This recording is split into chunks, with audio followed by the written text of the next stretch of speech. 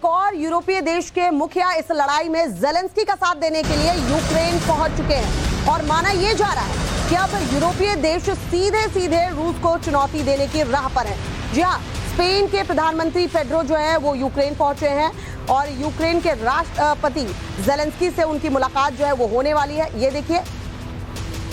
Spain के PM Pedro Sanchez जो है यूक्रेन पहुंच चुके हैं और अब ये जो है मुलाकात जब ज़ेलेंस्की से उनकी होगी तो अहम चर्चा होगी। हमारे साथ शशि अस्थाना इस वक्त जुड़े हुए हमारे गेस्ट हैं। सर, सवाल मेरा ये कि यूरोपीय देशों से यूक्रेन को चैलेंजर और लेपर्ड जैसे घातक टैंक मिलने लगे हैं, तो क्या अब ये मान लिया जाए कि कीव की ओर बढ़ती रूसी सेना से जमीन की लड़ाई में मुकाबला करने में यूक्रेन को इन्हीं टैंक को आजमाना पड़ेगा? बिल्कुल। जो पश्चिमी देश हैं, नाटो पूरी तरीके से ये लड़ाई चाह रहा है कि यूक्रेन लड़े और ये लड़ाई यूक्रेन के अंदर ही रहे, और वो कोशिश ये कर रहा है कि यूक्रेन को किसी तरीके से साजो सामान दिया जाए ताकि नाटो के ऊपर कोई अटैक ना हो। और नाटो का जो उनका जो कानून है, आर्टिकल 5 है, उसके मुताबिक अगर उनको ये लगता है कि नाटो में अगर कहीं लड़ाई छिड़ी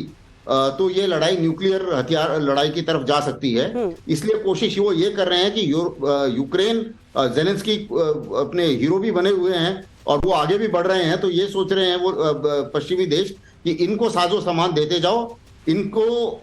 लड़ाई लड़ने दो और इनकी पूरी मदद करो ताकि लड़ाई कंटेन्ड रहे यूक्रेन के अंदर ही और नाटो की तरफ ना फैले और ज्यादा भीषण ना हो जाए और रूस और नाटो की डायरेक्ट फाइट ना हो। क्योंकि सबको पता है कि रूस के पास वर्ल्ड में न्यूक्लियर हथियार सबसे ज्यादा हैं और काफी घातक हैं, हाइपरसोनिक हथियार हैं, और इनकी जो मार है वो वॉशिंगटन, न्यूयॉर्क तक जा सकती है। इसलिए नाटो अपने आप को रिस्क में नहीं डालना चाह रहा है और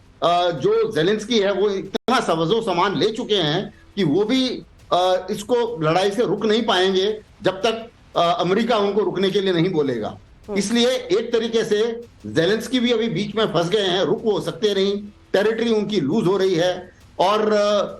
बाकी पश्चिमी देश ये चाह रहे हैं कि ये आग हमारे तक ना पहुंचे, युद्ध चलता है, उन्हीं का भरोसा बढ़ाया जाए, उन्हीं को हिम्मत बढ़ाई जाए। बहुत बहुत शुक्रिया शशि अस्थाना जी हमारे साथ जुड़ने के लिए और इस पर चर्चा करने के लिए।